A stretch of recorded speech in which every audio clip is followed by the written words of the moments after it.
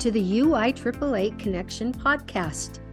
GoFan and VNN are proud to be the exclusive sponsor of the UIAAA Connection. Now a combined company, GoFan and VNN provide a seamless integration for digital ticketing and athletic websites. Direct your fans to one place for all your athletic events, communications, and tickets to home and away games.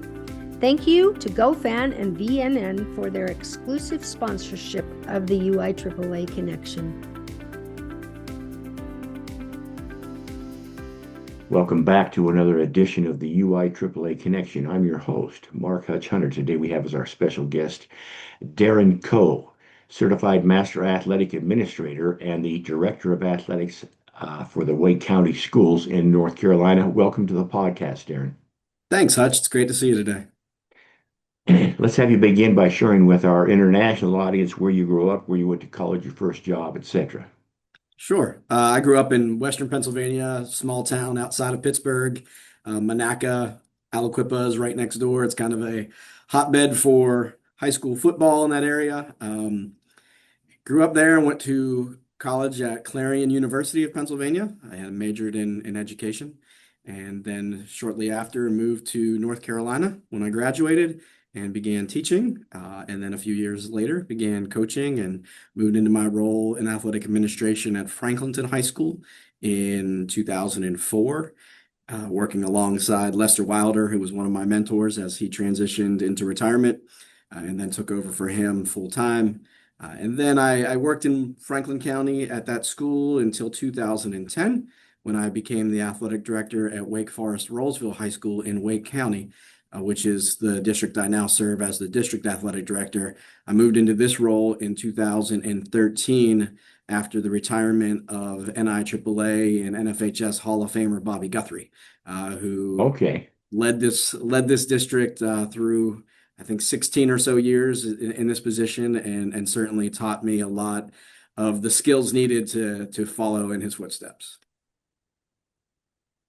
So where was your first job as a youth up in Pennsylvania?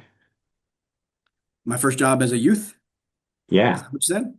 I've worked my entire life. I have two older brothers, and we had paper routes from the time we were young. Dad would drive us on Sundays, but other times we would walk around the neighborhood and deliver around 52 newspapers a day. And then, after that, run to a practice somewhere, whether it was a baseball field, a football field, a soccer field, a basketball court. We all kind of played a little bit of everything. All right. Well, then let's have a follow-up question. Talk about your youth sports experience in Pennsylvania, particularly in that, like you said earlier, that football-rich area. Sure. So, Dad was a high school teacher and coach, so everybody in our neighborhood played everything all the time, from pickup games of wiffle ball on the street hockey, and then moving into organized soccer and organized football, Pop Warner football in the Beaver County Youth Football League, which is a tremendous breeding ground for football across the Western Pennsylvania area. We all played baseball. Dad was a great baseball coach and ended up was also coached high school basketball. But my experience was great. I had just a real all-American experience where all of us were afforded the opportunity to play everything that we wanted to play.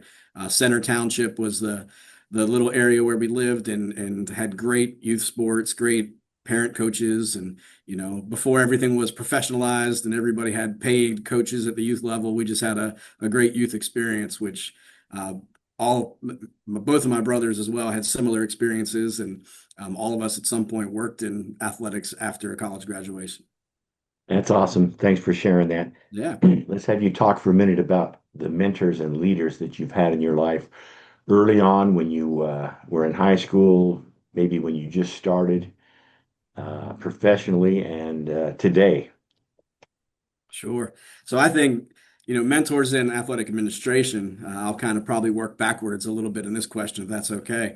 My mentors have been Bobby Guthrie, as I mentioned earlier, who led this district in a phenomenal way and was a national leader in coach education, and just gave so much to so many. So I see Bobby as one of my mentors. And then obviously our current executive director of the North Carolina Athletic Directors Association, Roy Turner, is a friend, mentor, and kind of like a big brother slash adopted father to some extent. He's done tremendous things for all of us in North Carolina, following in the footsteps of the legendary Jerry McGee, who was one of the founders of the National Executive Directors Council, and really led the professionalism of athletic administration in North Carolina. So those are kind of my recent mentors in athletic administration. Prior to that, I had, like I mentioned earlier, Lester Wilder, who was the first athletic director who hired me to coach at Franklinton when I started the soccer programs there in the early 2000s. I had a couple of great principals, Charles Fuller and Rick Smith, who were both principals of mine in Franklin County schools. And I think that their vision for athletics being a part of the complete school community and it being part of the educational process helped me to really grow. And they also afforded me opportunities at a pretty young age to lead and trusted me to lead. So I think that was those are a couple of great principles that I had. And I had probably the most tremendous superintendent that anybody could have in Kathy Moore before she retired here in Wake County a few years ago. But I've been really lucky and blessed in my professional career to have great leaders who were phenomenal mentors and friends as well. Let me ask you this as a follow-up to prove my ignorance of North Carolina geography. Obviously, Wake County has to be where Wake Forest University is. It is not, but that's a very Really? interesting question, Hutch.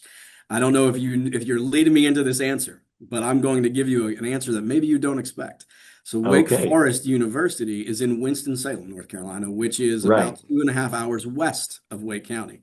And Wow. however, Wake Forest College, before it moved to Winston-Salem, was in Wake County, was in Wake Forest, the town of Wake Forest, North Carolina, where I was the athletic director before moving into this role. And a really cool fun fact, Hutch, is that our high school stadium at Wake Forest High School was the university's stadium before they moved in 1949, kind of in the dark of night. It's an interesting story, and the town of Wake Forest still, I think, maybe has some hurt feelings about the university leaving in that manner and the time in which it did. The campus is still there. It is the Southeastern Baptist Theological Seminary School. So the campus is still there in the town, and the stadium, like I said, is now called Trentini Stadium. It was Grove Stadium then. It is Trentini Stadium, named after a football coach from Wake Forest High School from many years ago. And we recently did a major renovation of the stadium, but it still has the same bones, the same large bowl feel. And there's some tremendous pictures when Duke was playing Wake Forest that are, historic, tens of thousands of people in that stadium. So actually had a copy of the bill of sale when the university sold it to the town of Wake Forest for $10 after they left town and moved to Winston-Salem. So kind of an interesting little piece of geography and history to Wake County and Wake Forest. That is a great story. Thank you for sharing. So, Sure. if I'm following you correctly, you're telling me that Wake Forest University was the original Baltimore Colts before they moved to Indianapolis. Sounds like a similar story, doesn't it? Yes, it does. Thank you Absolutely. for sharing that. Let me ask you a little bit of a personal question here, Deran. What's your biggest failure or disappointment in life, and what did you learn from it? Mm, Hutch, that's tough. And this is going to sound cliche maybe a little bit, and it's not meant to be, but I don't really have great memories of failures because I don't see things in that way.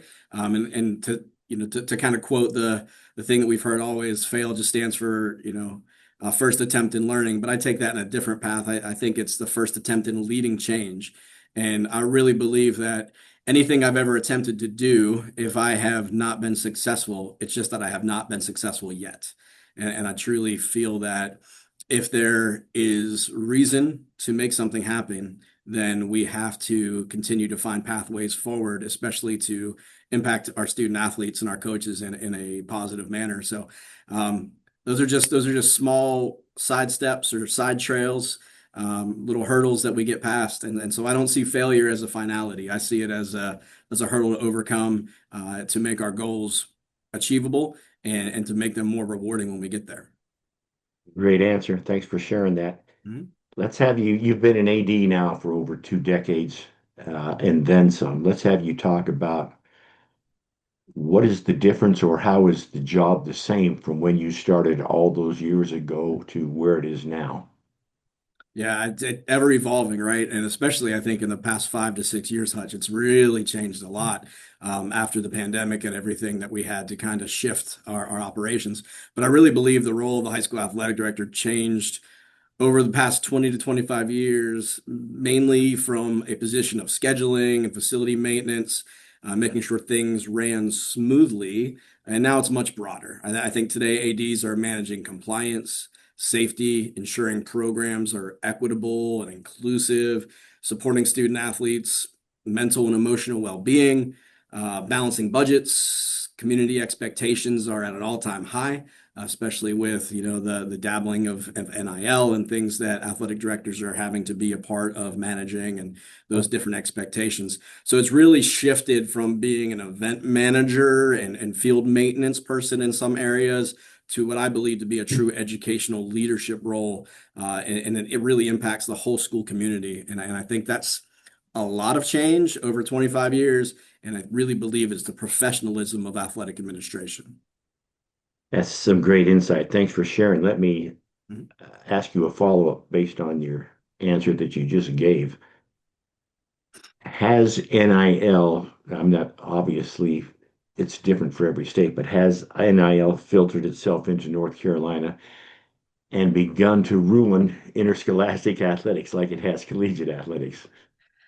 So it started to, there's been legislation here, and it was kind of interesting over the past couple of years how the legislators got involved and offered some opinions and questions and concerns to our high school athletic association, who was putting kind of guardrails in place, for NIL to make sure that we kind of protected the sanctity of amateur sports, right? And education-based athletics. So right now there are opportunities for NIL in North Carolina, but there are some guardrails to keep things, out of, keep things from affecting and impacting schools as much as possible, but still giving student athletes the opportunities to go out and monetize, their potential and create pathways forward into college athletics and to, career earnings for some of those high profile athletes. So I wouldn't say that it has, in your term, ruined high school athletics. I think it's definitely changed some things. I think that leadership in high school athletic associations across the country, have been very different. And I think it's important that local state associations and local communities are able to do what's best for their school communities and their areas. And that's understanding the impact of NIL, but also understanding the opportunities that it can provide, to families and to young athletes. Well said. Let me ask you another follow-up. You talked about your legislature, and I know I spent not hours, but more than a few phone calls with Roy over the past 3 or 4 years. I want you to delve into that because I'm not sure, at least in Utah, many of our listeners and across the country are familiar with how big of a deal and how big of a problem that could have become with this. I guess I don't want to say it, but I'll say some crazy legislative people, because we have them in Utah also that that think they have the expertise and the knowledge to decide what's best for high school. So I'm going to turn the mic over to you. Sure. So it's certainly been a difficult few years, I think starting in 2021. And a lot of it, I think, was a result of decision making during the pandemic and differing opinions of how things were handled during the pandemic, and some other related or quasi-related decisions that have taken place. But we have been blessed in North Carolina to have a phenomenal high school athletic association, for over 100 years, and they have led high school athletics, across our state in a tremendous manner and really have been, I would say, a national model for high school athletic associations for quite some time. So in 2021, we did have some challenging times, and that was in part due to some opinions that were differing from some legislative initiatives that came forward. But I would say that I'd always like to err on the side of giving people grace and believing that they believe and are trying to make decisions for what they believe to be the positive opportunities for student athletes in interscholastic athletics. So while I may not have agreed with all of the ways in which change was occurring in North Carolina, I can certainly give grace to those individuals who were doing what they thought was best for their communities that they represented. Some of the challenges have certainly grown. The High School Athletic Association has changed in their opportunity to really oversee athletics, interscholastic athletics at the high school level here in North Carolina. Now a lot of it is not legislated, is overseen by the Department of Public Instruction and underneath the state superintendent of public schools. So he now has a full-time athletic position in his office, and that has more decision-making power in high school athletics. Our High School Athletic Association is still in place. Thankfully, there was a memorandum of understanding that was codified between the High School Athletic Association and the Department of Public Instruction and the State Board of Ed to enable the High School Athletic Association to continue to operate because they do some phenomenal things. We have first-class state championship events, great leadership from the High School Athletic Association over the years, but certainly things have changed. They can no longer fine our schools. Any type of reprimand is now different, and there are appeals for almost anything, Hutch, can be appealed to a committee in the State Board of Education under the Department of Public Instruction. So it certainly has changed things, and it has made things a little more difficult. But I do believe that everybody is trying to lead with the best intentions of student athletes' well-being. I love that answer, and I just want to give you props because, in immortal words of Dave Mason, who you and I remember, there ain't no good guy, there ain't no bad guy. There's only you and me, and we just disagree. And agreeing to disagree is not a bad thing. So thank you That's for right. sharing those thoughts. Absolutely. Let's have you talk for a minute now. You became an athletic administrator. Obviously, you became involved in the North Carolina Athletic Director Association somehow. Tell us how that started. And then, of course, you're famous in NIAAA circles. So talk about that journey in both of those organizations. Sure. So, thank you. The North Carolina Athletic Directors Association to me is a phenomenal organization that has given me great opportunity to learn and grow. And that's really how I see it is while I may be one of the leaders in the association now, I still learn every time I attend a workshop, every time I attend a state conference or a summer leadership convention in Greensboro. But so my first involvement when Lester Wilder, rest his soul, passed away a few years ago, I mentioned him earlier, was one of my mentors and was the athletic director that I served under. When he retired and he tossed me a set of keys and said, good luck, right? And then we all have those stories in athletic administration. One of the first things he said was, in a couple of months is the state ADs conference in Asheville. You need to go. And I kind of said, okay, I'll go. He said, it's a great time. Go to Asheville. Asheville's a great town. So I took over as athletic director the beginning of January, so I only had 2 months. Our state conference was in March. I attended and took a couple of classes and was just a fly on the wall watching some of the phenomenal leaders of North Carolina teach classes, lead workshops, run vendor halls, award ceremonies, and just really enjoyed the professionalism of the NCADA at that first conference in Asheville at the Grove Park Inn.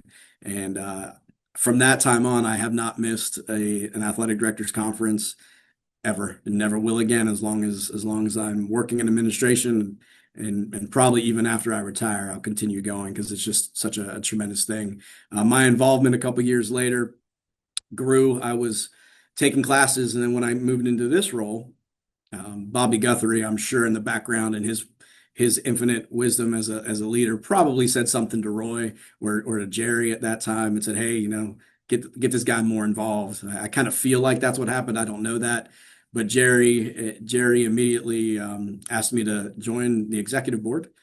So I actually skipped a step and wasn't on the board, went straight to the executive board as secretary, and then moved through the ranks of leadership there. And Roy gave me every opportunity that I could ever want to help. Because Hutch, I'm kind of the type of guy who says, "How can I help?" Right? It's not necessarily about being in front. It's about how can we serve. And I really started asking Roy at the conference, "What can I do? You want me to set something up? Can I teach a class for you? Can I carry your bag? Right? Can I help set chairs?" Mhm. And I think it's all of those pieces that have just given me opportunities to meet more tremendous leaders and to grow my involvement in the NCADA. And then talk more about how you became involved nationally, because I think there's a lot of ADs out there that really have become involved in their state association, but well, maybe I want to teach a national course, maybe I don't, or some, how do I get involved? I don't know how. So talk about your journey. Sure. So shortly after I was put on the board, or maybe before, somewhere around that time with the NCADA, Roy and Jerry asked me to serve as kind of the liaison in waiting under Fred McDaniel, who had been the liaison for North Carolina to the NIAAA for quite some time. So I began attending the Section 3 meetings, which have typically taken place in Georgia, and meeting other athletic administrators from the Southeast Section 3, which has incredible depth of leadership. I mean, the number of NIAAA board members and presidents that I got to meet immediately, from Daryl Nance, Lance Mhm. Robinson, Andy Childs. I mean, the list goes on and on. And just sitting with them together in Section 3 meetings and learning and hearing what they were doing in their states, I think just propelled me to want to do more. And then just getting to know them socially. I think those meetings create great opportunities for just social networking when you can know people on a deeper level and get to build trust. Those relationships and that trust that you build, I think, is super important. And then at a national conference, I did the cliche thing of going to a how do I get involved workshop, right? And put my name in it as somebody who wanted to teach and wanted to serve on committees and just saying, how can I help? Right? I just want to help. I want to help. This thing is so tremendous. I've learned so much from coming here. How can I help so I can give back to others? And ultimately, I think if you just show up, sometimes showing up and offering to do anything that needs to be done, people start noticing and giving you opportunities to serve. And that's what's happened. I was now the national chair for the communications class 709. And that's been a tremendous opportunity to teach at the national level. I've also, as I told you, I still serve as the liaison for the NCADA for the NIAAA. And I was on the resolutions committee when it rebooted. So I was able to be on the resolutions committee, which I enjoyed tremendously. We got to write a lot. I enjoyed writing and working with other folks from across the country. And then Hutch, one of the probably most phenomenal experiences was being selected to be on the strategic plan committee last year and to serve on the strategic plan committee, because that to me was eye-opening. The NIAAA does so much. And for them to just open up, their minds and hearts and say, "Hey, here's who we are, and let's make ourselves better." And I think that's what the strategic plan committee does, right?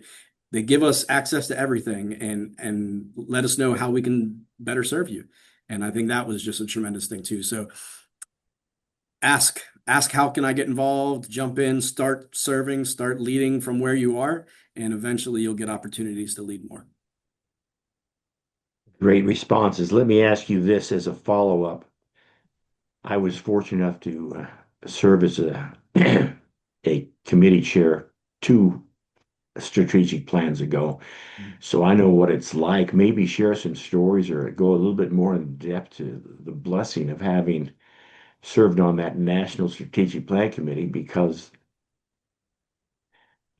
for most ADs, they're probably not going to get that chance. So talk about what a difference maker that is a little bit more. Yeah, so I think we believe we know things because of our involvement with the NIAAA. What you see, the operations, the national conference, the section meetings, the webinars, the classes, all of the things the NIAAA does to lead and serve. We know on the surface, right, how those things come out. We know the end product, but we don't see kind of how the sausage is made, right? And when you get into the strategic plan committee, I think there were 26 of us, if I'm that number may not be right. It was in the 20s of us who were there serving from all of the sections, and then I think there were two people from every section who were there, and they split us into committees, and we really can just ask questions of the leaders of each committee, but also Phil Risen walks into the room and you can just blast him and pepper him with anything you want to, asking eye-opening questions about spending, about finances, about operations, about policies, about why we do this. Why is this relationship with this vendor like this? And so it's really wide open. Ask and they tell you. And then you, as part of the committee, set the path forward as to where we want to see the NIAAA go in the future. We make those recommendations. So it was a weekend trip to Indianapolis, and we met, I think it was a Friday, Saturday, Sunday, whatever it may have been. And we spent 2.5 days working together. And, during it, they did some great things to help us build relationships with each other and team build. We did some games. We played I think we played some cornhole, some Jenga, some little things, right, to get the spirit flowing and the conversation starting with each other. It was tremendous to kind of, drop the facade for a minute and just be yourself and be able to just chop it up with folks and become competitive, because that's who we all are as athletic directors. And so that created just an atmosphere of acceptance and inclusion of everybody who was there, and everybody's voice was valued. There was not one comment that was poo-pooed. If somebody shared something, it was thought through. Anything was on the table. And then we met again at the national conference last year in Austin and kind of revamped some things and narrowed down where we wanted to see the strategic plan go. And it became, out of that meeting, then it went on to the board of directors to review. And I believe it is mostly finalized and ready for full adoption at the national conference this year in Tampa in a few months. So it was a really exciting opportunity. I made some great friends, met some great folks from across the country who now we chat with each other. We ask each other questions and solve each other's problems, or maybe make more problems for each other sometimes. But it's just a great collegial atmosphere where we get along and we share information with each other that came out of that opportunity to serve on a strategic plan. So here's what I would tell anybody who's listening. The next strategic plan committee, when it comes up and when they start asking for volunteers, put your name in the hat, because you could not have a greater opportunity to network, to learn, and to serve than to be on that committee. Perfect. Thank you so much for sharing that. Let me ask you if you've got any stories about the years you spent attending the September coordinators meeting, because I know you and I have met there and at the national conference for years, but in particular, talk to, because there's so many people think that, well, oh yeah, this person's going to Indianapolis and they get this trip and they're going to be, messing around and be happy all weekend. And I don't think they understand that by the time you get off the plane until the time you get back on the plane Monday, that you're pretty much in meetings. So talk about the September summit, what a great thing that is, and maybe some stories if they come to mind. Sure. No, it's a tremendous, time, but you're right. It's not a vacation. It is not it is not a relaxing weekend. I serve as the professional development coordinator for North Carolina, kind of overseeing professional development, and then we have a couple of others who serve as well, and Ed Gilroy, who is our LTI coordinator, and Bob Hill, who oversees testing for us and that side of certification, and then Masanori Taguchi, who is on the national certification committee, is there as well in that role. So there were 4 of us there this year, but it's over the years, I think Roy probably attended close to 25 in a row or so. I've Right. only been going for the past couple of years in this new capacity with professional development. But from the time you get there, it starts early in the afternoon or early in the, maybe even before afternoon, with mentoring, where new coordinators are meeting with veteran coordinators to, how do I do this? How do I set my class schedules? How do I work with the AMP platform and Final Forms to submit documentation? And why do you do that as a coordinator that's been doing this for a long time? Why do you offer those classes? Do you have a pathway towards certification? How do you best offer those opportunities? So it starts then, and then we get updates from Phil and Rich and Becky from the office about what is new, any changes that might be coming down the line. But also one of the great things, Hutch, is new class. This is where new classes are launched.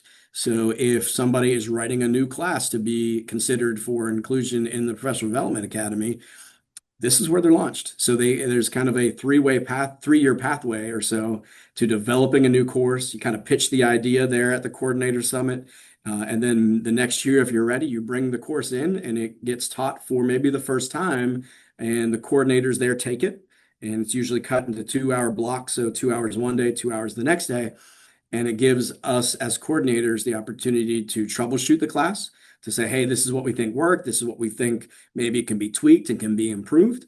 And so to me, that is really powerful to know that this isn't just the 4 or 5 or 6 authors of the course just saying this course works. It gives a cross section of all close to 50 states who are typically there at the summit to give feedback and to give real-time feedback so the course can be perfected before it's launched in its own right at the national conference typically that year. Or if it's not ready, maybe it's booted to the next year and more time to grow the course and perfect it before it's launched at the next national conference. So that's a great piece of it. And then, it's 2.5 days of that, right? Of sitting through other presentations, best practices, other leaders from across the state. And Hutch, I'll just tell you one thing from this year's summit, and I've shared this recently, on the final morning, on Monday morning, we stayed through Monday afternoon. On Monday morning, there were sessions on effective uses of AI. And Lindsay Yost from Colorado, if you haven't had her on this podcast, if you haven't had her on the UIAAA Connection, get her on. Lindsay Yost is tremendous. And her presentation that morning to me was a highlight. It was just upbeat, it was energetic, and really created a lot of thought within me and others who I was sitting with of like, how can we use AI better, right? What can we do as state coordinators to use it, but also how can we use it in our everyday jobs as athletic administrators in our states? So that was kind of one of the highlights this year. We do get a little social time. We ended up having a dinner this year at the NCAA Hall of Champions, which is the Hall of Fame attached to the NCAA office. So we took a bus there and got to kind of tour that in a private setting and get to know each other as state coordinators and athletic administrators a little better. So there was a little bit of downtime. You can't work 24 hours a day. We definitely put in a lot of effort and a lot of work. And kudos to Art and Joey and everybody who has led in the summit for years and years and years. It's such a tremendous opportunity to grow and to learn from others. So Thank you for sharing that. Let me ask you maybe the obvious question to our listeners. I want you to talk about the North Carolina legends, at least the legends in my mind, the people that I first met. When Jerry made me an honorary member of the NCAA over 20 years ago. But talk about Jerry McGee, talk about Roy Turner, talk about Bobby Guthrie, who I don't know as well as the other two, but I've known obviously all of these gentlemen and just some great leaders. Just talk about them for a moment. yeah, no, so I might get a little misty in my eyes if I go too deep in that conversation, Hutch, because they mean a whole lot to me. Another name that didn't get mentioned there is somebody that I'm sure you've met, and that's Rusty Lee. Rusty Lee Oh, was, Rusty, yeah, absolutely, Rusty was a yes. tremendous leader. Rusty's come out of retirement and has been an athletic administrator recently as well. But those four are four to definitely talk about. But I think you have to add in Fred McDaniel, Angie Miller. You have to add in, like I said, Bob Hill. There are certainly others who have been very influential in the North Carolina Athletic Directors Association for many, many years. But Jerry was special, and I didn't know him for a long period of time. Unfortunately, he passed away a few years ago. But what I did, the interactions I had with him were just so genuine and heartfelt. He was the type of guy, and this is how I saw him. Other people may have seen him differently, where he had a way casually to call you in and to tell you you're going to do something and you didn't know you could do it. And he just kind of let you know, I saw something in you. And he wasn't straightforward about it. He just said, hey, we need some help with this. I think you're going to do this. And you just did it, and it worked. And I remember at one of his final national conferences, I still, didn't know a lot of the NIAAA folks, but I was walking through the lobby, I think past registration, and Jerry was on his little mobile Scooter. cart that he was Yeah. his scooter, right? That once he wasn't as mobile as he used to be. And if you don't know, Jerry McGee played football at Duke University and coached at Duke Hmm. University and played in the Rose Bowl and coached at ECU. And he and his brother both are members of the North Carolina Sports Hall of Fame, not just athletic administration. But just so we know, Jerry McGee was a force of nature in his own time before mobility issues got him. And then he was just a mastermind of leadership, which we all grew from. But he called me over and just, hey, Deran, come here, come here, come here. And I walked over and he said, hey, I want you to meet this guy. And it's Bruce Whitehead. I mean, I certainly knew who Bruce Whitehead was. I had never had the opportunity to talk to him and Right. meet him one on one. I mean, not that he avoided any introductions, but he's like, you got to know him. And Bruce, you got to know him. He's gonna help. He's gonna do things. And it was just kind of like a weird moment that just always felt impactful to me, right? So that's Jerry. And let me just share. I'm going to pull something from off screen here for a second, Hutch. I'm going to let a lot of people into something they don't know, right? We rebranded our logo a few years ago. I don't know how clear that's coming in, right? So this is our new logo for the NCAA. And it's really hard to see, but if you look closely, you see a J over here in the mountains, in the snow on the mountains, and an M Mhm. way to the left in the snow on the mountains. So in North Carolina, we're from the mountains to the sea, right? So the lighthouse is the Hatteras Lighthouse, or similar to the Hatteras Lighthouse in the mountains of Western North Carolina. But that JM in our logo is to honor our longtime executive director, Jerry McGee. So we kind of slid that in there and didn't really talk about it. So this is the first probably major public conversation about that. So now the secret's out. So that was Jerry. Roy to me is like I told you earlier, a big brother, a father figure to an extent, and just a friend, right? And he has given me more opportunities to lead and serve than I could ever have hoped for. And he just does it in such a selfless way. He just lets anybody, if you want to help, Roy's going to find a way to let you help. And his heart is huge, and he just cares so deeply about this association, and about athletic administration and everybody he serves. And if I talk too long about Roy, I'll end up in tears. So I'm gonna Mhm. just leave that one there. And Bobby Guthrie, who you mentioned, who still lives here in Wake County and national leader in coaches education, has done a lot for the whole country. And I think if you talk to the NFHS and the NFHS Learn folks, I'm sure his name comes up in all of the forefathers of coach education. And that's how we still see Bobby here as the individual who served in this capacity before I was afforded this opportunity. And then, like I mentioned, Angie Miller, Rex Wells, David Ball, we have just tremendous legends that have come from North Carolina who serve just to serve, not for being in the limelight, not for self-gratification. They serve because they want to make things better.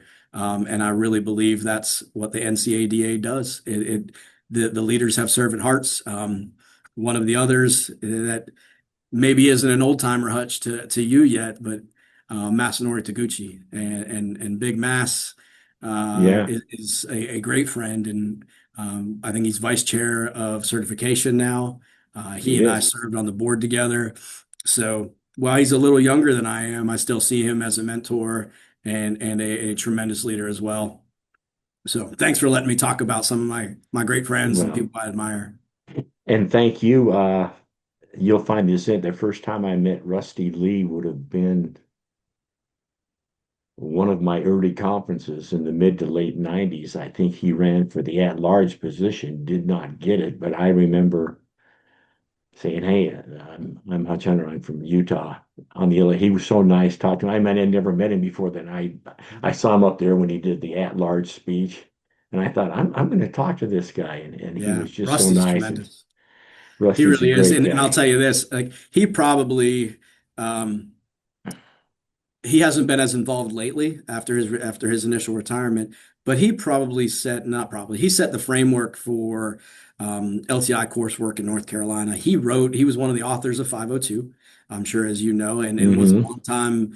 longtime member of that national faculty. And the first course I took was Rusty teaching, and I think it was Rusty and Roy together. And you talk about a tremendous experience taking 502 from one of the authors, and he's just a wealth of knowledge. He ran one of the largest athletic programs at Page High School in North Carolina. Page High School is a huge school in the Greensboro area, and he highest rate of participation, I think, of any school in the state. And Rusty did that for an entire career. And then everything he did in the NIAAA and the NCAA, he is an absolute piece of the foundation of athletic leadership in North Carolina.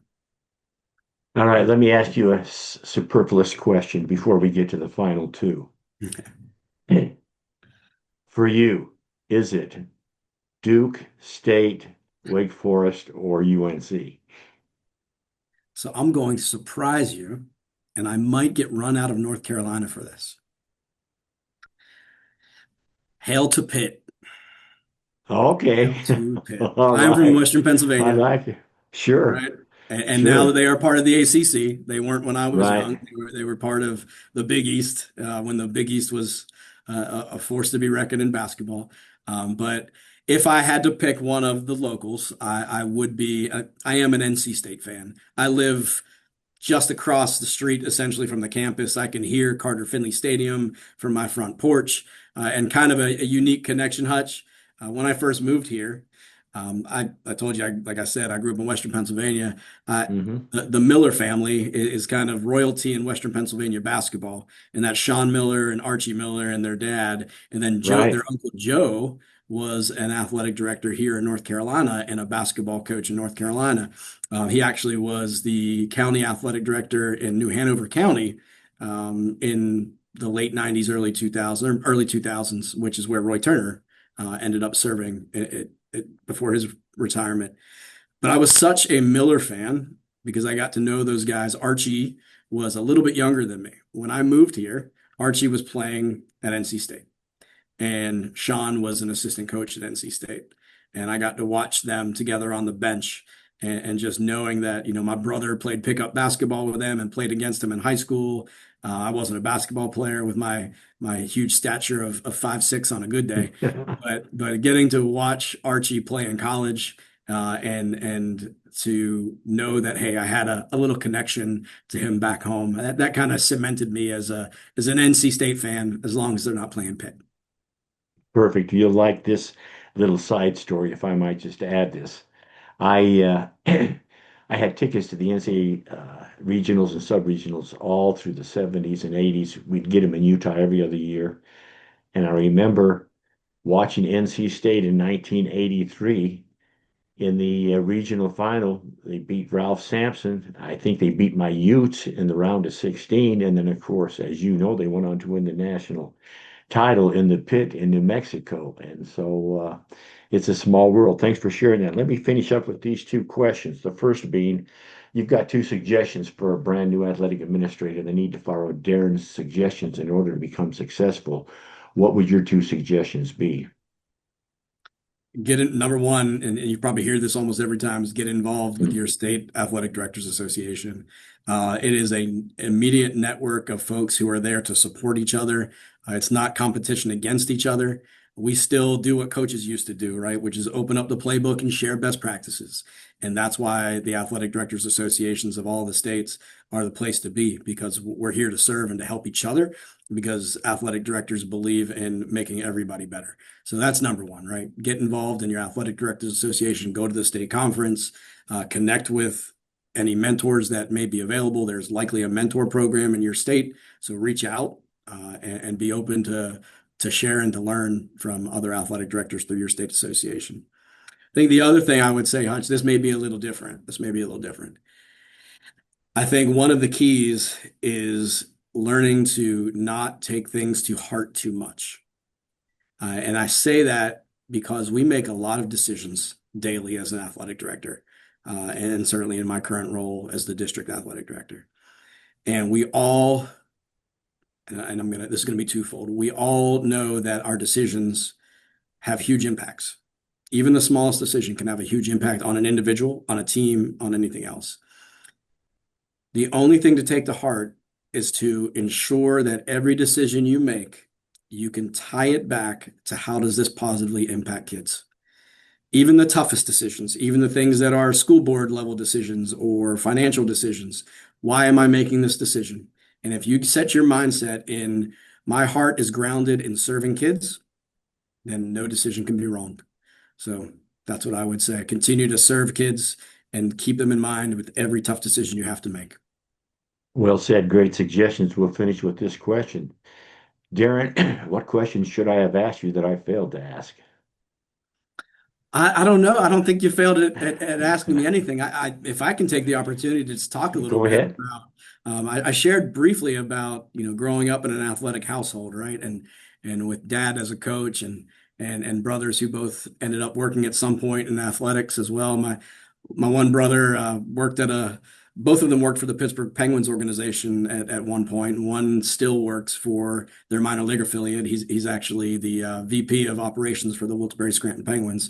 And that's my oldest brother, Brian. And my brother, Jason, was probably is a phenomenal golfer and worked at a PGA course in Vegas and worked for the Penguins and just a tremendous all-around great guy who really taught me the value of building relationships and trusting people.